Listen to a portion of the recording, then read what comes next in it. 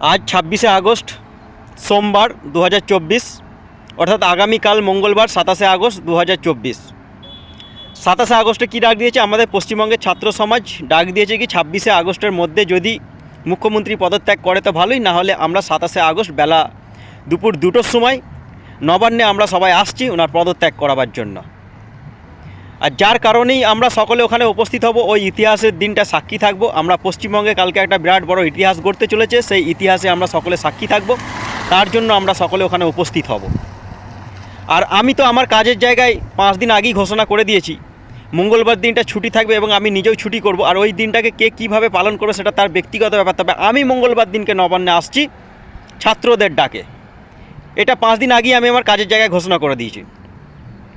তো যদি আমাদের রাজ্যের মুখ্যমন্ত্রী সিটটা যদি সোজা থাকে কালকে নবান্নে থাকবে, আর যদি সিটটা যদি সোজা না থাকে, সততা যদি